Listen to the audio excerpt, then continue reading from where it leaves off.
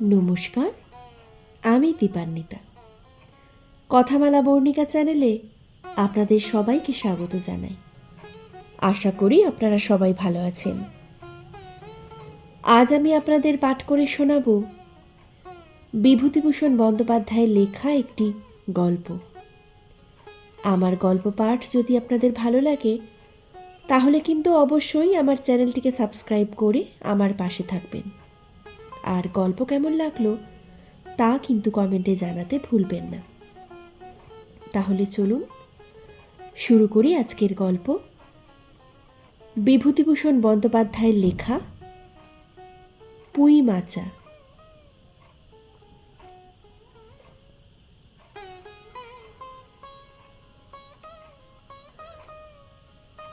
সহায় হরি চাটুর্যে উঠানে পা দিয়েই স্ত্রীকে বলিলেন, একটা বড় বাটি কি ঘটি যা হয় কিছু দাও তো, তারও খুঁড়ো গাছ কেটেছে, একটু ভালো রস আনি। স্ত্রী অন্নপূর্ণা খড়ের রান্নাঘরের দাওয়ায় বসিয়া শীতকালের সকালবেলা নারিকেল তেলের বোতলে ঝাঁটার কাঠি পুড়িয়া 2 আঙুলের সাহায্যে ঝাঁটার কাঠি লগ্ন জমানো তৈলটুকু সংগ্রহ করিয়া চুলে মাখাইতেছিলেন। স্বামীকে দেখিয়া তাড়াতাড়ি গায়ের কাপড় একটু টানিয়া দিলেন মাত্র, কিন্তু বাটি কি ঘটি বাহির করিয়া দিবার জন্যে বিন্দুমাত্র আগ্রহ তো দেখাইলেনই না, এমনকি বিশেষ কোনো কথাও বলিলেন না। সহায় হরি অগ্রবর্তী হইয়া বলিলেন, কি হলো, বসে রইলে যে, দাও না একটা ঘটি। আহ, খেন্তি টেন্তি সব কোথায় গেল এরা, তুমি বুঝি তেল মেখে ছোবে না? অন্নপূর্ণা তেলের বোতলটি সরাইয়া স্বামীর দিকে খানিকক্ষণ চাহিয়া রহিলেন। পরে অত্যন্ত শান্ত সুরে জিজ্ঞাসা করিলেন, তুমি মনে মনে কি ঠাউরেছ বলতে পারো? স্ত্রীর অতিরিক্ত রকমের শান্ত সুরে সহায় হরির মনে ভীতির সঞ্চার হইল। ইহা যে ঝড়ের পূর্বের আকাশের স্থির ভাবমাত্র, তাহা বুঝিয়া তিনি মরিয়া হইয়া ঝড়ের প্রতীক্ষায় রহিলেন। একটু আমতা আমতা করিয়া কহিলেন, কেন, কি আবার, কি? অন্নপূর্ণা পূর্বাপেক্ষাও শান্ত সুরে বলিলেন, দেখো, রঙ্গ করো না বলছি, ন্যাকামি করতে হয় অন্য সময় করো। তুমি কিছু জানো না নাকি খোঁজ রাখো না? অত বড় মেয়ে যার ঘরে, সে মাছ ধরে আর রসকে দিন কাটায় কি করে তা বলতে পারো? গায়ে কি গুজব রটেছে জানো? সহায় হরি আশ্চর্য হইয়া জিজ্ঞাসা করিলেন, কেন, কি গুজব? কি গুজব জিজ্ঞাসা করো গিয়ে চৌধুরীদের বাড়ি। কেবল বাগদি দুলেপাড়ায় ঘুরে ঘুরে জন্ম কাটালে বদ্ধলোকের গায়ে বাস করা যায় না। সমাজে থাকতে হলে সেই রকম মেনে চলতে হয়। সহায় হরি বিস্মিত হইয়া কি বলিতে যাইতেছিলেন, অন্নপূর্ণা পূর্ববৎ সুরেই পুরনবার বলিয়া উঠিলেন, এক ঘরে করবে গো, তোমাকে এক ঘরে করবে। কাল চৌধুরীদের চণ্ডীমণ্ডপে এসব কথা হয়েছে। আমাদের হাতে ছোঁয়া জল আর কেউ খাবে না। আশীর্বাদ হয়ে মেয়ের বিয়ে হলো না, ও নাকি উৎসুজ্ঞ করা মেয়ে। গায়ের কোনো কাজে তোমাকে আর কেউ যেতে বলবে না। যাও, ভালোই তো হয়েছে। এখন গিয়ে দুলে বাড়ি বাগদি বাড়ি উঠে বসে দিন কাটাও। সহায় হরি তাচ্ছিল্যের ভাব প্রকাশ করিয়া বলিলেন, এই, আমি বলি না জানি কি ব্যাপার, এক ঘরে? সবাই এক ঘরে করেছেন, এবার বাকি আছেন কালীময় ঠাকুর। ও। অন্নপূর্ণা তেলে বেগুনে জ্বলিয়া উঠিলেন। কেন, তোমাকে এক ঘরে করতে বেশি কিছু লাগে নাকি? তুমি সমাজের মাতা না একজন মাতব্বর লোক? চাল নেই, চুলো নেই, এক করার মুরদ নেই। চৌধুরীরা তোমায় এক ঘরে করবে তা এমন কি কঠিন কথা? আর সত্যিই তো একদিকে ধাড়ি মেয়ে হয়ে উঠল। হঠাৎ স্বর নামাইয়া বলিলেন, হলো যে 15 বছরের, বাইরে কমিয়ে বড়ে বেড়ালে কি হবে? লোকের চোখ নেই? পুনরায় গলা উঠাইয়া বলিলেন, না বিয়ে দেবার গা না কিছু, আমি কি যাব পাত্তর ঠিক করতে?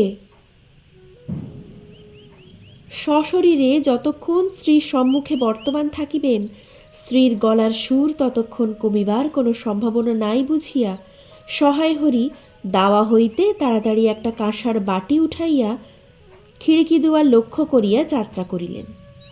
কিন্তু খিড়কি দুয়ারের একটু এদিকে কি দেখিয়া হঠাৎ থামিয়া গেলেন এবং আনন্দপূর্ণ স্বরে বলিয়া উঠিলেন, এসব কী রে খেন্তিমা, এসব কোথা থেকে আনলি? ওহ, এ যে 14-15 বছরের একটি মেয়ে আর দুটি ছোট ছোট মেয়ে পিছনে লইয়া বাড়ি ঢুকিল।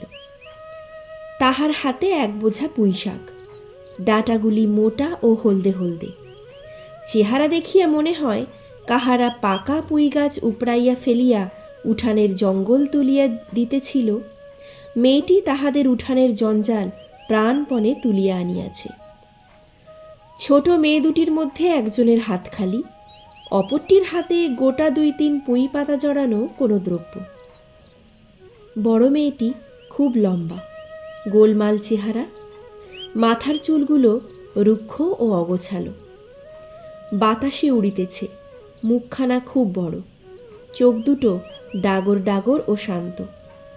সরু সরু কাঁচের চুড়িগুলো 2 পয়সা ডজনের একটি সেফটিবিন দিয়া একত্র করিয়া আটকানো। পিনটার বয়স খুঁজিতে যাইলে প্রাগৈতিহাসিক যুগে গিয়া পড়িতে হয়।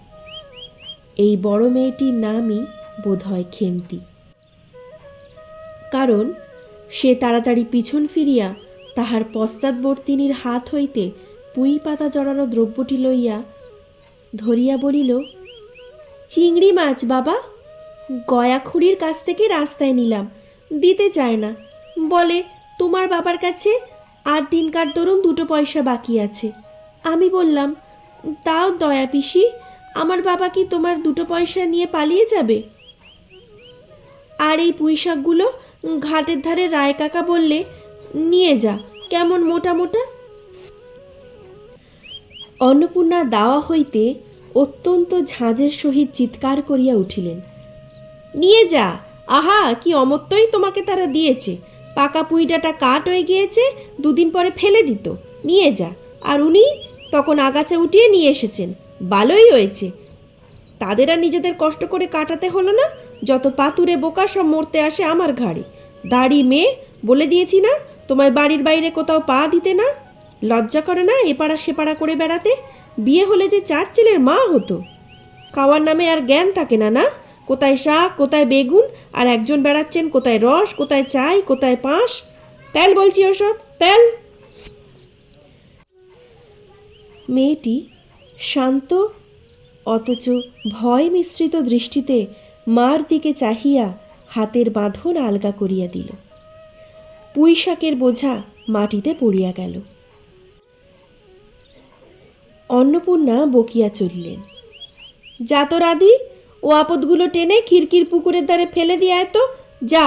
পের যদি বাড়ির বার হতে দেখেছি, তবে ঠ্যাং যদি না খোঁড়া করি তো। বোঝা মাটিতে পড়িয়া গিয়েছিল।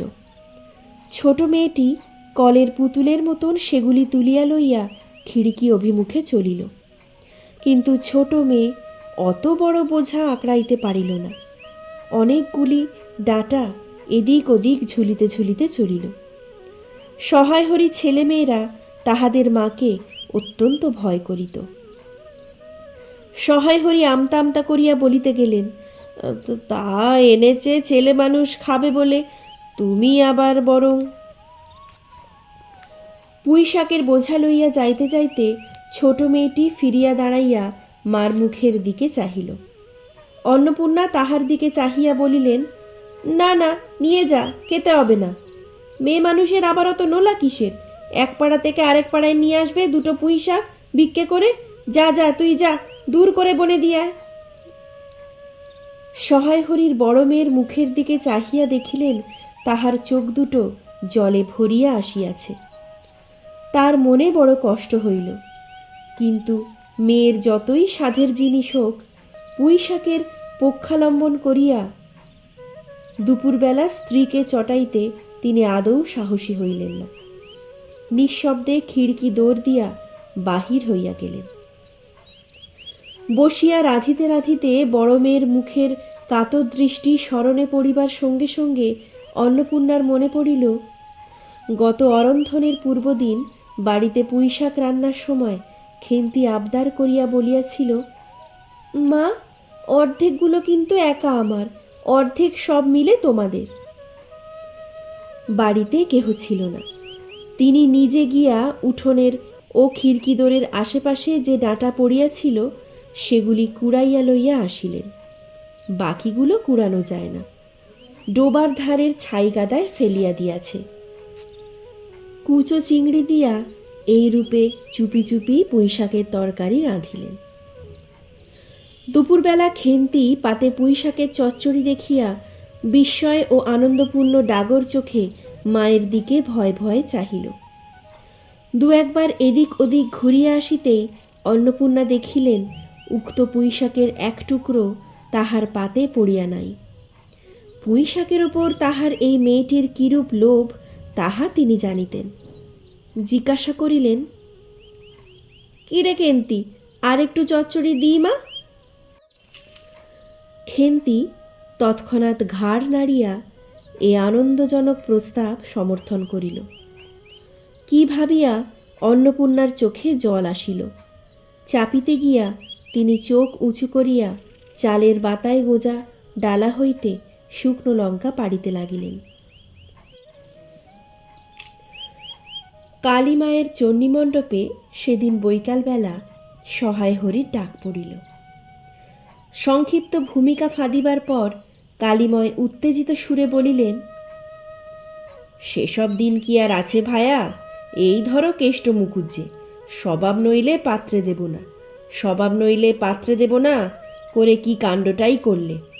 অবশেষে কিনা হরির ছেলেটাকে ধরে পড়ে মেয়ের বিয়ে দেয় তবে রক্ষে।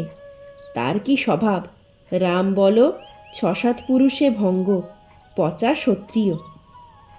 পরে সুর নরম করিয়া বলিলেন, তা সমাজের সেসব শাসনের দিন কি আর আছে? দিন দিন চলে যাচ্ছে, বেশি দূর যাই কেন? এই যে তোমার মেয়েটি ১৩ বছরের। সহায় হরি বাধা দিয়া বলিতে গেলেন, এই শ্রাবণে ১৩-এ। আহা আহা, ১৩-এ আর ১৬-এ তফাৎ কিসের শুনি? ১৩-এ আর ১৬-এ তফাৎটা কিসের? আর সে ১৩ই হোক, চাই ১৬ই হোক, চাই ৫০ই হোক, তাতে আমাদের দরকার নেই। সে তোমার হিসেব তোমার কাছে। কিন্তু পাত্তর আশীর্বাদ হয়ে গেল, তুমি বেঁকে বসলে কিসের জন্যে শুনি? ও তো একরকম উৎসুগ্য করা মেয়ে, আশীর্বাদ হয়েও যা বিয়ে হওয়া তো ৭ পাকের যা বাকি, এই তো। সমাজে বসে এসব কাজগুলো তুমি যে করবে আর আমরা বসে বসে দেখব, এ তুমি মনে ভেবো না। সমাজের বামুনদের যদি জাত মারবার ইচ্ছে না থাকে, মেয়ের বিয়ের বন্দোবস্ত করে ফেলো। পাত্তর পাত্তর, রাজপুত্র না হলে কি পাত্তর মেলে না? গরিব মানুষ, দিতে থুতে পারবে না বলেই শ্রীমন্ত মজুমদারের ছেলেকে ঠিক করে দিলাম। লেখাপড়া নাই বা জানলে, জজ ম্যাজিস্ট্রেট না হলে কি মানুষ হয় না? দিব্যি বাড়ি, বাগান, পুকুর। শুনলাম এবার নাকি ২০ জমিতে ৪টি আমন ধানও করেছে। ব্যাস রাজার হাল। ২ ভাইয়ের অভাব কি? ইতিহাসটা হইতেছে যে মণিগায়ের উক্ত মজুমদার মহাশয়ের পুত্রটি কালীময়ই ঠিক করিয়া দেন। কেন কালীময় মাথা ব্যথা করিয়া সহায় হরির মেয়ের বিয়ের সম্বন্ধ মজুমদার মহাশয়ের ছেলের সঙ্গে ঠিক করিতে গেলেন, তাহার কারণ নির্দেশ করিতে যাইয়া কেহ কেহ বলেন যে কালীময় নাকি মজুমদার মহাশয়ের কাছে অনেক টাকা ধারেন, অনেক দিনের সুদ পর্যন্ত বাকি, শীঘ্র নালিশ হইবে ইত্যাদি। এ গুজব যে শুধু অবান্তর তাহাই নহে, ইহার কোনো ভিত্তি আছে বলিয়াও মনে হয় না। ইহা দুষ্টপক্ষের রটনা মাত্র। যাহা হোক, পাত্রপক্ষ আশীর্বাদ করিয়া যাওয়ার দিন কতক পরে সহায় হরি টের পান পাত্রটি কয়েক মাস পূর্বে নিজের গ্রামে কি একটা করিবার ফলে গ্রামের এক কুম্ভকার বধূর আত্মীয় স্বজনের হাতে বেদম প্রহার খাইয়া কিছুদিন নাকি শয্যাগত ছিল। এরকম পাত্রে মেয়ে দিবার প্রস্তাব মনঃপূত না হওয়ায় সহায় হরি সেই সম্বন্ধ ভাঙিয়া দেন। দিন ২ পরের কথা। সকালে উঠিয়া সহায় হরি উঠানে বাতাবি লেবুর গাছের ফাঁক দিয়া যেটুকু নিতান্ত কচি রাঙা রৌদ্র আসিয়াছিল, তাহারই আতপে বসিয়া আপন মনে তামাক টানিতেছেন। বড় মেয়ে খেন্তি আসিয়া চুপি চুপি বলিল, বাবা যাবে না, মা ঘাটে গেল। সহায় হরি একবার বাড়ির পাশে ঘাটের দিকে কি জানি কেন চাহিয়া দেখিলেন, পরে নিম্নস্বরে বললেন, যা শিগগির শাবলখানা নিয়ে আয় দিকি। কথা শেষ করিয়া তিনি উৎকণ্ঠার সহিত জোরে জোরে তামাক টানিতে লাগিলেন এবং পুনরায় একবার কি জানি কেন খিড়কির দিকে সতর্ক দৃষ্টি নিক্ষেপ করিলেন। ইতিমধ্যে প্রকাণ্ড ভারী একটা লোহার শাবল 2 হাত দিয়া আঁকড়াইয়া ধরিয়া খেন্তি আসিয়া পড়িল। তৎপরে পিতা পুত্রীতে সন্তর্পণে সম্মুখের দরজা দিয়া বাহির হইয়া গেল। ইহাদের ভাব দেখিয়া মনে হইতেছিল ইহারা কাহারো ঘরে শীত কাটিবার উদ্দেশ্যে চলিয়াছে। অন্নপূর্ণা স্নান করিয়া সবে কাপড় ছাড়িয়া উনুন ধরাইবার জোগাড় করিতেছেন, মুকুজ্জে বাড়ির ছোট খুকি দুর্গা আসিয়া বলিল, খুড়িমা, মা বলে দিলে, খুড়িমাকে গিয়ে বল মা ছোবে না, তুমি আমাদের নবান্নটা মেখে আর ঋতুর ঘটগুলো বার করে দিয়ে আসবে। মুকুজ্জে বাড়ি ও পাড়ায়। যাইবার পথের বাঁ ধারে এক জায়গায় শেওড়া, বনভাট, রাংচিতা, বনচালতা গাছের ঘন বন। শীতের সকালে এক প্রকার লতাপাতার ঘন গন্ধ বন হইতে বাহির হইতেছিল। একটা ল্যাজঝোলা হলদে পাখি আমড়া গাছের এডাল হইতে ওডালে যাইতেছে। দুর্গা আঙুল দিয়া দেখাইয়া বলিল, খুড়িমা, খুড়িমা, ওই যে কেমন পাখিটা। পাখি দেখিতে গিয়া অন্নপূর্ণা কিন্তু আর একটা জিনিস লক্ষ্য করিলেন। ঘন বনটার মধ্যে কোথায় এতক্ষণ খুব খুব করিয়া একটা আওয়াজ হইতেছিল, কে যেন কি খুঁড়িতেছে। দুর্গার কথার পরেই হঠাৎ সেটা বন্ধ হইয়া গেল। অন্নপূর্ণা সেখানে খানিকক্ষণ থমকিয়া দাঁড়াইলেন, পরে চলিতে আরম্ভ হইল। কাজ করিয়া ফিরিতে অন্নপূর্ণার কিছু বিলম্ব হইল। বাড়ি ফিরিয়া দেখিলেন খেন্তি উঠানের রৌদ্রে বসিয়া তেলের বাটি সম্মুখে লইয়া খোঁপা খুলিতেছে। তিনি তীক্ষ্ণ দৃষ্টিতে মেয়ের দিকে চাহিয়া দেখিয়া রান্নাঘরে গিয়া উনুন ধরাইবার উদ্যোগ করিতে লাগিলেন। মেয়েকে বলিলেন, এখনো নাইতে যাসনি রে, কোথায় ছিলি এতক্ষণ? খেন্তি স্নান করিতে যাইবার একটুখানি পরেই সহায় হরি সউৎসাহে 15-16 সের ভারী একটা মেটে আলু ঘাড়ে করিয়া কোথা হইতে আসিয়া উপস্থিত হইলেন এবং সম্মুখে স্ত্রীকে দেখিয়া কৈফিয়তের দৃষ্টিতে সেই দিকে চাহিয়া বলিয়া উঠিলেন, ওই ওপাড়ার ময়সা চৌকিদার রোজই বলে, কর্তা ঠাকুর, তোমার বাপ থাকতে তবু মাসে মাসে এদিকে তোমাদের পায়ের ধুলো পড়ত, তা আজকাল তো তোমরা আর আসো না। এই বেড়ার গায়ে মেটে আলু করে রেখেছি, তা দাদা ঠাকুর বরং। অন্নপূর্ণা স্থির দৃষ্টিতে স্বামীর দিকে চাহিয়া বলিলেন, বরজপোতার বনের মধ্যে বসে খানিক আগে কি করছিলে শুনি? সহায় হরি অবাক হইয়া বলিলেন, আমি না, আমি কখনো না, এই তো আমি। সহায় হরির ভাব দেখিয়া মনে হইতেছিল তিনি এইমাত্র আকাশ হইতে পড়িয়াছেন। অন্নপূর্ণা পূর্বের মতোই স্থির দৃষ্টিতে স্বামীর দিকে চাহিয়া বলিলেন, চুরি তো করবেই, 3 কাল গিয়েছে 1 কালে আছে, মিথ্যে কথাগুলো এখন আর বলো না, আমি সব জানি। মনে ভেবেছিলে আপদ ঘাটে গিয়েছে আর কি। দুর্গার মা ডেকে পাঠিয়েছিল, ও পাড়ায় যাচ্ছি, শুনলাম বরজ পাতার বনের মধ্যে কি সব খুব খুব শব্দ। তক্ষুনি আমি বুঝতে পেরেছি, সাড়া পেয়ে শব্দ বন্ধ হয়ে গেল। যেই আবার খানিক দূর গেলাম, আবার দেখি শব্দ। তোমার তো ইহকালও নেই পরকালও নেই, চুরি করতে ডাকাতি করতে যা ইচ্ছে করো, কিন্তু মেয়েটাকে আবার এর মধ্যে নিয়ে গিয়ে ওর মাথা কাওয়া কিসের জন্যে? সহায় হরি হাত নাড়িয়া বরজপোতায় তাহার উপস্থিতি থাকার বিরুদ্ধে কতকগুলি প্রমাণ উত্থাপন করিবার চেষ্টা করিতে গেলেন, কিন্তু স্ত্রীর চোখের দৃষ্টির সামনে তাহার বেশি কথাও জোগাইল না, বা কথিত উক্তগুলির মধ্যে কোনো সম্বন্ধও খুঁজিয়া পাওয়া গেল না। 8 ঘণ্টা পরে খেন্তি স্নান সারিয়া বাড়ি ঢুকিল। সম্মুখস্থ মেটে আলুর দিকে একবার আর চোখে চাহিয়াই নিরীহ মুখে উঠানের আনলায় অত্যন্ত মনোযোগের সহিত কাপড় মেলিয়া দিতেছিল। অন্নপূর্ণা ডাকিলেন, কেন্তি, এদিকে একবার আয় তো, শুনে যা। মায়ের ডাক শুনিয়া খেন্তির মুখ শুকাইয়া গেল। সে ইতস্তত করিতে করিতে মার নিকট আসিলে তিনি জিজ্ঞাসা করিলেন, এই মেটে আলুটা দুজনে মিলে তুলে এনেছিস না? খেন্তি মার মুখের দিকে একটুখানি চাহিয়া থাকিয়া একবার ভূপতিত মেটে আলুটার দিকে চাহিল, পরে পুনরায় মার মুখের দিকে চাহিল এবং সঙ্গে সঙ্গে ক্ষিপ্র দৃষ্টিতে একবার বাড়ির সম্মুখস্থ বাঁশঝাড়ের মাথার দিকেও চাহিয়া রহিল। তাহার কপালে বিন্দু বিন্দু ঘাম দেখা দিল, কিন্তু মুখ দিয়া কথা বাহির হইল না। অন্নপূর্ণা কড়া সুরে বলিলেন, কথা বলছিস না যে বড়, এই মেটে আলু তুই এনেছিস কি না? খেন্তি বিপন্ন চোখে মার মুখের দিকে চাহিয়াছিল, উত্তর দিল, হ্যাঁ। অন্নপূর্ণা তেলে বেগুনে জ্বলিয়া উঠিয়া বলিলেন, পাজি, আজ তোমার পিঠে আমি আস্ত কাঠের চেলা ভাঙবো, তবে ছাড়বো। বরজপোতার বনে গিয়েছ মেটে আলু চুরি করতে? সমস্ত মেয়ে, বিয়ের যুগি হয়ে গেছ কোন কালে? সেই এক গলা বিজন বোন, তার মধ্যে দিন দুপুরে বাঘ লুকিয়ে থাকে, তার মধ্যে থেকে পরের আলু নিয়ে তুলে এলে। যদি গোসাইরা চৌকিদার ডেকে তোমায় ধরিয়ে দেয়, তোমার কোন শ্বশুর এসে তোমায় বাঁচাতে? আমার জোটে খাবো, না জোটে খাবো না, তা বলে পরের জিনিসে হাত? এ মেয়ে নিয়ে আমি কি করব মা? 2-3 দিন পরে একদিন বৈকালে ধুলো মাটি মাখা হাতে খেন্তি মাকে আসিয়া বলিল, মা মা, দেখবে এসো।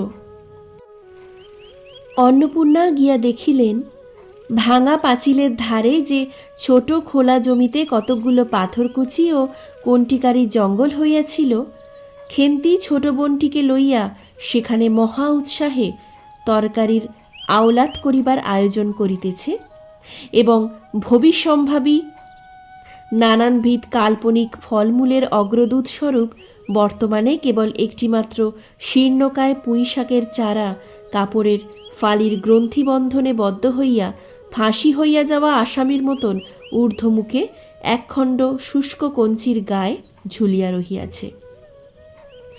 ফলমূলাদির অবশিষ্টগুলি আপাতত তার বড় মেয়ের মস্তিষ্কের মধ্যে অবস্থিতি করিতেছে, দিনের আলোয় এখনো বাহির হয় নাই।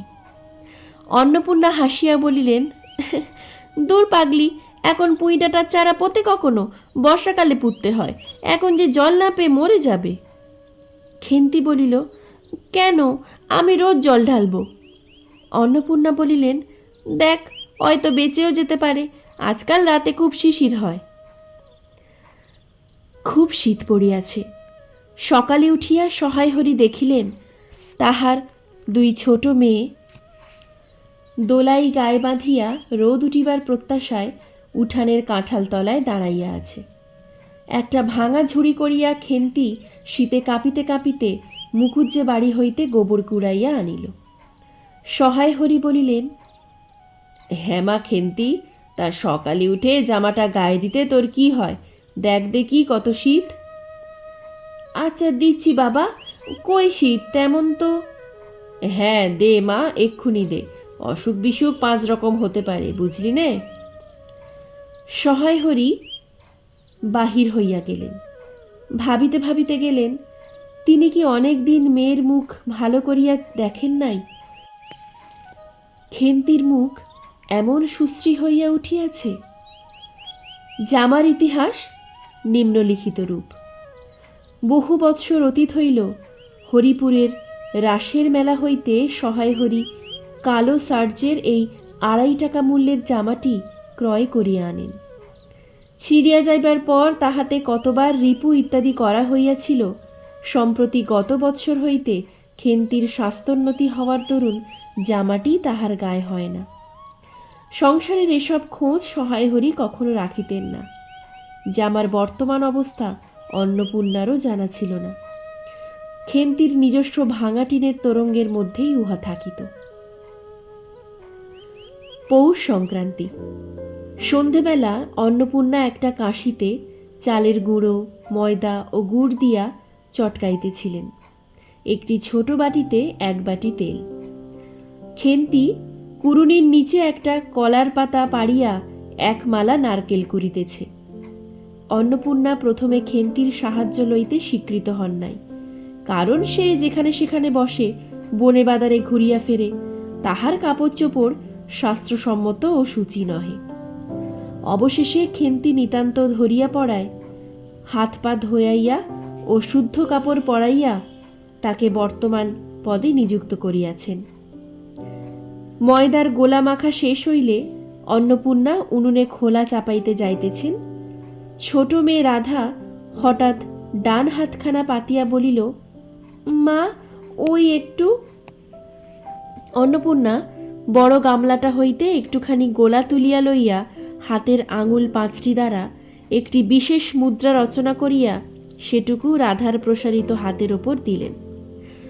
মেজ মেয়ে পুটি অমনি ডান হাতখানা কাপড়ে তাড়াতাড়ি মুছিয়া লইয়া মার সামনে পাতিয়া বলিল, মা, আমায় একটু। খেন্তি সূচিবস্ত্রে নারকেল কুড়িতে কুড়িতে লুব্ধ নেত্রে মধ্যে মধ্যে এদিকে চাহিতেছিল। এই সময় খাইতে চাওয়ায় মা পাছে বকে, সেই ভয়ে চুপ করিয়া রহিল। অন্নপূর্ণা বলিলেন, দেখি নিয়ায় খেন্তি ওই নারকেল মালাটা, ওতে তোর জন্য একটু রাখি।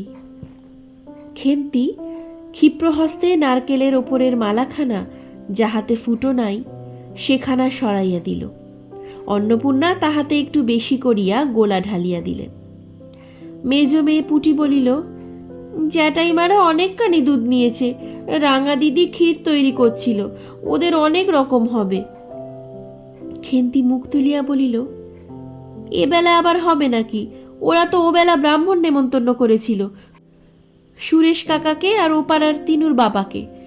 ওবেলা তো পায়েস, ঝোলপুলি, মুক্তক্কি এইসব হয়েছে। পুটি জিজ্ঞাসা করিল, হ্যাঁ মা, ক্ষীর নইলে নাকি পাটিসাপটা হয় না? খেদি বলছিল, ক্ষীরের পুর না হলে কি পাটিসাপটা হয়? আমি বললাম, কেন? আমার মা তো শুধু নারকেলের ছাই দিয়ে করে, সে তো কেমন লাগে। অন্নপূর্ণা বেগুনের বোঁটায় একটুখানি তেল লইয়া খোলায় মাখাইতে মাখাইতে প্রশ্নের সদুত্তর খুঁজিতে লাগিলেন। খেন্তি বলিল, খেদির ওই সব কথা। খেদির মা তো ভারী পিঠে করে কি না? ক্ষীরের পুর দিয়ে ঘিয়ে ভাজলেই কি আর পিঠে হলো? সেদিন জামাই এলে ওদের বাড়িতে দেখতে গেলুম কি না, তাই খুড়িমা দুখানা পাটিসাপটা খেতে দিলে। ও মা, কেমন একটা ধরা ধরা গন্ধ! আর মার পিঠেতে কখনো কোনো গন্ধ পাওয়া যায়? পাটিসাপটায় ক্ষীর দিলে ছাই খেতে হয়। বেপরোয়াভাবে উপরোক্ত উক্তি শেষ করিয়া খেন্তি মার চোখের দিকে চাহিয়া জিজ্ঞাসা করিল, মা, নারকোল কোড়া একটু নেব? অন্নপূর্ণা বলিলেন, নে, কিন্তু এখানে বসে কাশ নে, মুখ থেকে পড়বে না কি হবে, যা ওইদিকে যা। খেন্তি নারকেলের মালায় এক থাবা কোড়া তুলিয়া লইয়া একটু দূরে গিয়া খাইতে লাগিল। মুখ যদি মনের দর্পণ স্বরূপ হয়, তবে খেন্তির মুখ দেখিয়া সন্দেহের কোনো কারণ থাকিতে পারিত না যে সে অত্যন্ত মানসিক তৃপ্তি অনুভব করিতেছে।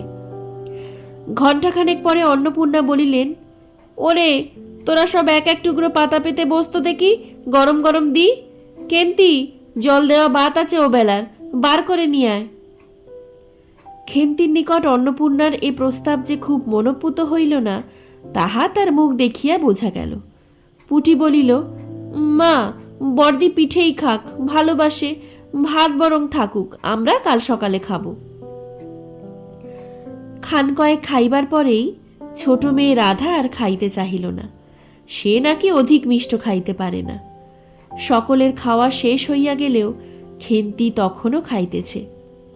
সে মুখ বুজিয়া শান্তভাবে খায়, বড় একটা কথা কহে না।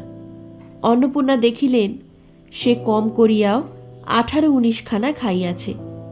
জিজ্ঞাসা করিলেন, খেন্তি, আর নিবি? খেন্তি খাইতে খাইতে শান্তভাবে সম্মতিসূচক ঘাড় নাড়িল। অন্নপূর্ণা তাহাকে আরও খান কয়েক দিলেন। খেন্তির মুখ চোখ ঈষৎ উজ্জ্বল দেখাইল। হাসি ভরা চোখে মার দিকে চাহিয়া বলিল, বেশ খেতে হয়েছে মা, ওই যে তুমি কেমন ফেনিয়ে নাও, ওতেই কিন্তু। সে পুনরায় খাইতে লাগিল। অন্নপূর্ণা হাতা খুন্তি চুলি তুলিতে তুলিতে সস্নেহে তার এই শান্ত নিরীহ একটু অধিক মাত্রায় ভোজনপটু মেয়েটির দিকে চাহিয়া রহিলেন। মনে মনে ভাবিলেন, খেন্তি আমার যার ঘরে যাবে তাদের অনেক সুখ দেবে। এমন ভালো মানুষ কাজকর্মে বকো মারো গাল দাও টু শব্দটি মুখে নেই, উঁচু কথা কখনো কেউ শোনেনি। বৈশাখ মাসের প্রথমে সহায় হরির এক দুঃসম্পর্কীয় আত্মীয়ের ঘটকালিতে খেন্তির বিবাহ হইয়া গেল। দ্বিতীয় পক্ষে বিবাহ করিলেও পাত্রটির বয়স 40-এর খুব বেশি কোনো মতেই হইবে না। তবু প্রথমে এখানে অন্নপূর্ণা আদৌ ইচ্ছুক ছিলেন না, কিন্তু পাত্রটি সঙ্গতিপন্ন। শহর অঞ্চলে বাড়ি, সিলেট চুন ও ইটের ব্যবসায় 2 পয়সা নাকি করিয়াছে। এরকম পাত্র হঠাৎ মেলাও বড় দুর্ঘটনা কিনা। জামাইয়ের বয়স একটু বেশি। প্রথমে অন্নপূর্ণা জামাইয়ের সম্মুখে বাহির হইতে একটু সংকোচ বোধ করিতেছিলেন। পরে পাছে খেন্তির মনে কষ্ট হয়, এই জন্যে বরণের সময় তিনি খেন্তির সুপুষ্ট হস্তখানি ধরিয়া জামাইয়ের হাতে তুলিয়া দিলেন। চোখের জলে তাহার গলা বন্ধ হইয়া আসিল, কিছু বলিতে পারিলেন না। বাড়ির বাহির হইয়া আমলকি তলায় বেহারারা সুবিধা করিয়া লইবার জন্যে বরের পালকি একবার নামাইল।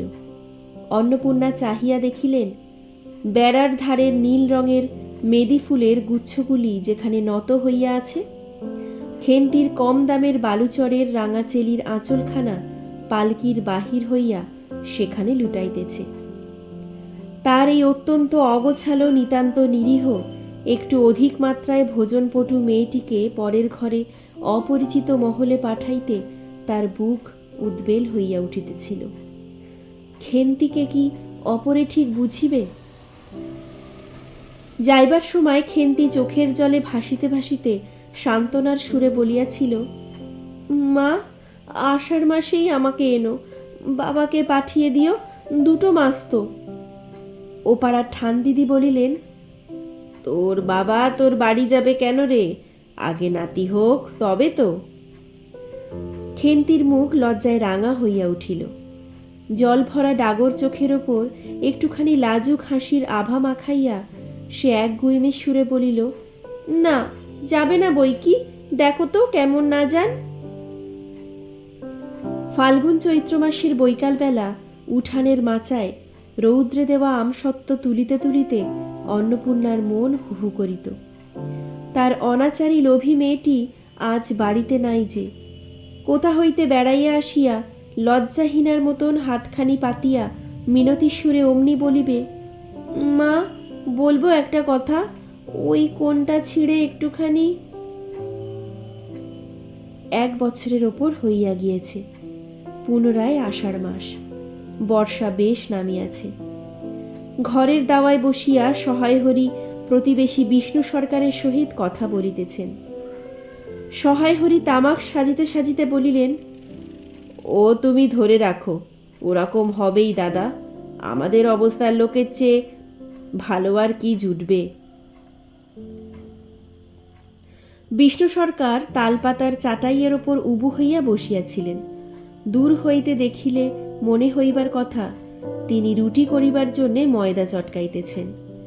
গলা পরিষ্কার করিয়া বলিলেন, না, সব তো আর, তাছাড়া আমি যা দেব নগদই দেব। তোমার মেয়েটির হয়েছিল কি? সহায় হরি হুঁকোটায় 5-6টি টান দিয়া কাশিতে কাশিতে বলিলেন, বসন্ত হয়েছিল শুনলাম। ব্যাপার কি দাঁড়ালো বুঝলে? মেয়ে তো কিছুতেই পাঠাতে চায় না। 250 টাকা আন্দাজ বাকি ছিল। বললে, ও টাকা আগে দাও তবে মেয়ে নিয়ে যাও, এক্কেবারে চামার। তারপর বললাম, টাকাটা ভায়া ক্রমে ক্রমে দিচ্ছি, পুজোর তত্ত্ব কম করেও 30 টাকার কম হবে না। ভেবে দেখলাম কি না, মেয়ের নানা নিন্দে উঠালে, ছোট লোকের মেয়ের মতো চাল, হাঁপাতে ঘরের মতো খাই খাই, আরও কত কি। পৌষ মাসে দেখতে গেলাম, মেয়েটাকে ফেলে থাকতে পারলাম না বুঝলে। সহায় হরি হঠাৎ কথা বন্ধ করিয়া জোরে জোরে মিনিট কতক ধরিয়া হুঁকায় টান দিতে লাগিলেন।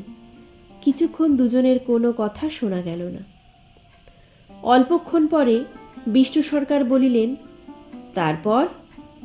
আমার স্ত্রী অত্যন্ত কান্নাকাটি করাতে পৌষ মাসে দেখতে গেলাম। মেয়েটার যে অবস্থা হয়েছে। শাশুড়িটা শুনিয়ে শুনিয়ে বলতে লাগলো, না জেনে শুনে ছোট লোকের সঙ্গে কুটুম্বিতে করলেই এরকম হয়। যেমনি মেয়ে তেমনি বাপ। পৌষ মাসের দিনে মেয়ে দেখতে এলেন শুধু হাতে। পরে বিষ্ণু সরকারের দিকে চাহিয়া বলিলেন, বলি আমরা ছোট লোক কি বড় লোক? তোমার তো সরকার খুঁড়ো জানতে বাকি নেই। বলি পরমেশ্বর চাটুর্যের নামে নীলকুঠির আমলে এ অঞ্চলে বাঘে গরুতে এক কাটে জল খেয়েছে। আজ না হয় আমি। প্রাচীন আভিজাত্যের গৌরবে সহায় হরি শুষ্ক সুরে হাহা করিয়া খানিকটা শুষ্ক হাস্য করিলেন। বিষ্ণু সরকার সমর্থন সূচক একটা অস্পষ্ট শব্দ করিয়া বার কতক ঘাড় নাড়িলেন। তারপর ফাল্গুন মাসেই তার বসন্ত হলো। এমন চামার, বসন্ত গায়ে বেরুতেই টালায় আমার এক দুঃসম্পর্কের বোন আছে। একবার কালীঘাটে পুজো দিতে এসে তার খোঁজ পেয়েছিল, তারই ওখানে ফেলে রেখে গেল। আমায় না একটা সংবাদ না কিছু। তারা আমায় সংবাদ দেয়, তা আমি গিয়ে দেখতে পাওনি? না, এমনি চামার, গয়নাগুলো অসুখ অবস্থাতেই গা থেকে খুলে নিয়ে তবে টালায় পাঠিয়ে দিয়েছে। যাক, তা চলো যাওয়া যাক, বেলা গেল। চার কি ঠিক করলে? পিঁপড়ের টোপে মুড়ির চার তো সুবিধে হবে না। তারপর কয়েক মাস কাটিয়া গিয়াছে। আজ আবার পৌষ পার্বণের দিন। এবার পৌষ মাসের শেষাশেষি এত শীত পড়িয়াছে যে অত্যন্ত বৃদ্ধ লোকেরাও বলা বলি করিতেছেন যে এইরূপ শীত তাহারা কখনো জ্ঞানে দেখেন নাই। সন্ধ্যার সময় রান্নাঘরের মধ্যে বসিয়া অন্নপূর্ণা সরু চাকলি পিঠার জন্যে চালের গুঁড়োর গোলা তৈরি করিতেছিলেন। পুটি এবং রাধি উনানের পাশে বসিয়া আগুন পোহাইতেছে। রাধি বলিতেছে, আর একটু জল দিতে হবে মা, অত ঘন করে ফেললে কেন? পুটি বলিল, আচ্ছা মা, ওতে একটু নুন দিলে হয় না? ও মা, দেখো না রাধির দোলাই কোথায় ঝুলছে, এক্ষুনি ধরে উঠবে। অন্নপূর্ণা বলিয়া উঠিলেন, সরে বসো না, আগুনের ঘাড়ে গিয়ে না বসলে কি আগুন পোয়ানো হয় না? এই দিকে আয়। গোলা তৈরি হয়ে গেল। খোলা আগুনে চড়াইয়া অন্নপূর্ণা গোলা ঢালিয়া মুচি দিয়া চাপিয়া ধরিলেন। দেখিতে দেখিতে মিঠে আঁচে পিঠা টোপরের মতো ফুলিয়া উঠিল। পুটি বলিল, মা দাও, প্রথম পিঠেখানা কানাচে সাড়া ষষ্ঠী ফেলে দিয়ে আসি। অন্নপূর্ণা বলিলেন, একা যাস নে, রাধিকে নিয়ে যা। খুব জ্যোৎস্না উঠিয়াছিল। বাড়ির পেছনে সাড়া গাছের ঝোপের মাথায় তেলাকুচো লতার থলো থলো সাদা ফুলের মধ্যে জ্যোৎস্না আটকিয়া রহিয়াছে।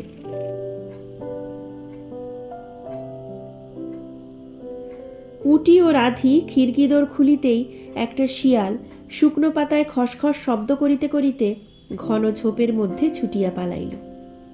পুটি পিঠাখানা জোর করিয়া ছুড়িয়া ঝোপের মাথায় ফেলিয়া দিল। তাহার পর চারিধারের নির্জন বাঁশবনের নিস্তব্ধতায় ভয় পাইয়া ছেলে মানুষ পিছু হটিয়া আসিয়া